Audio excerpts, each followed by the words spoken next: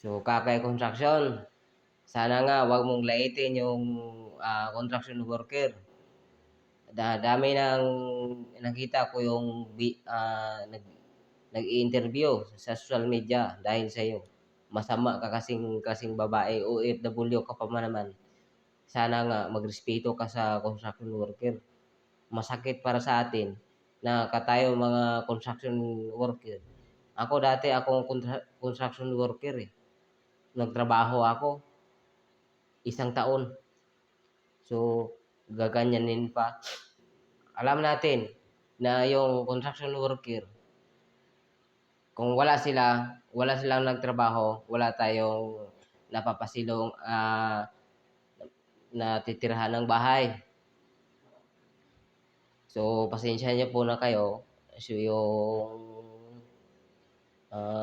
ano ko, masama yung pakiramdam ko. So, sorry po sa inyo. So, mga sorry ka followers. So, sana nga ikaw na Kakay Vlog, itigil mo na yan yung panglalait mo sa construction worker. Masakit na yun sa ibang tao. Hindi lang ibang tao, yung iba pa. Masakit yun. Para mo silang tinatapak-tapakan dahil sa ginagawa mong masama ng mga salita. Construction lang nagligaw sa iyo. Galit ka kaagad. Hindi ka mag-asawa ng construction worker. Ano ba yun yung ano ba yung klase kang babae ka? Ano tawag doon? Ambisyosa ka pala. So gusto mo yung uh, i asawahin mo seaman, sundalo. Hindi ko alam kung anong gagawin mo. Engineer, ang kapal naman ng mukha mo. Ambisyosa ka pala. So ganda ka nga to kasi pero pangit naman ang ugali mo. Hindi ka dapat yung nagsalita sa mga construction worker. Hindi mo alam, wala kang utak, wala kang respeto sa mga tao sa ginagawa mo. Hindi mo naisip na masakit pa rin yung mga salita mo. Pero huwag niyong gagaganyanin yung construction worker. Kaya kasi kung ang iba sa interview nakapagtapos ang kanilang mga anak dahil sa construction. So hindi naman natin yung lalaitin yung mga construction worker. Ako saludo po ako sa mga construction worker. Ako dati akong construction worker. So hindi niyo gagawin yung wag mong laitin. Masama ka kasing babae ka ng OFW ka. Ha? Bakit nasabi ko nga masama ka? Masama ka magsalita sa kapwa mo tao. Ginagawa mong masama yung tao. Wala kang disiplina sa yung sarili mo. Masakit pa rin yung ginagawa mo. Dami na yung interview sa social media. Nakapanood na ako kagabi. Dahil sa walang hiya ka. Ginawa mong panglait. Hindi yung bagay yung laitin mong tao. Magrespeto pa ka, mag-intindi, magpasensya ka. Huwag mong laitin kasi maganda ka, ganyan ka. Ang kapal naman ng mukha mo. Wala kang hiya. Ang taray mo, ambisyosa ka. Wala kang hiya. Wala kang kwenta nga klase na OFW ka. Walang hiya ka. Sinira mo yung karapatan ng mga tao. Ang bagay sa iyo, dami yung construction worker nagagalit sa inyong ginagawa mong masama. Ha? Bakit ko nasabi? Nakita ko yun sa interview sa social media. Hindi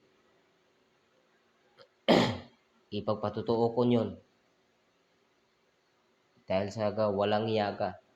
Masakit ka naman magsalita sa mga construction worker. Wala kang respeto. Hindi kami construction worker, hindi mo kami ginalang. Masama ka, salbahe. Ang kapal naman ng mukha mo. Sabay maganda ka nga, pero yung sa yung yung ugali mo, pangit. Siyempre pangit eh. Magsalita ka, walang hiya ka. Hindi mo alam na may tinapak-tapakan ka na tao dahil sa inyo. So,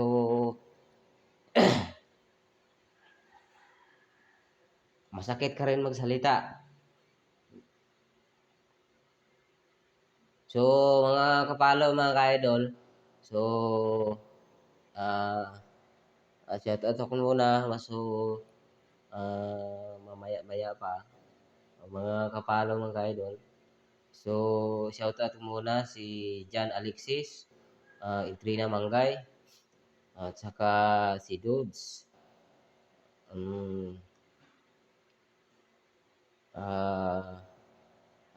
Si Jimmy Nain. So, mga solid followers. So, shout out ako sa inyo. Pasalamat po ako sa inyo dahil hindi kayo nagsawa na suporta para sa akin. So, ipagpatuloy ko tong ginawa ko. Kung tama lang, kung tama ipaglaban mo, wag mong ikahiya. So, salamat po sa uh, mga ka-followers, mga ka-follow ng idol. So, sana nga hindi kayo nagsawa sa akin ng suporta dahil sa mga ganitong usapin. So, dito sa mundo, hindi tayo perfect kasi na na naisilang tayo dito sa mundo dahil sa uh, uh, ating sa mundo na hindi tayo perfect at sa ating mga kasalanan. So, assalamualaikum warahmatullahi wabarakatuh, follow mga idol. So, salamat po. Thank you po sa pagsuporta. So, like and share and when you're watching.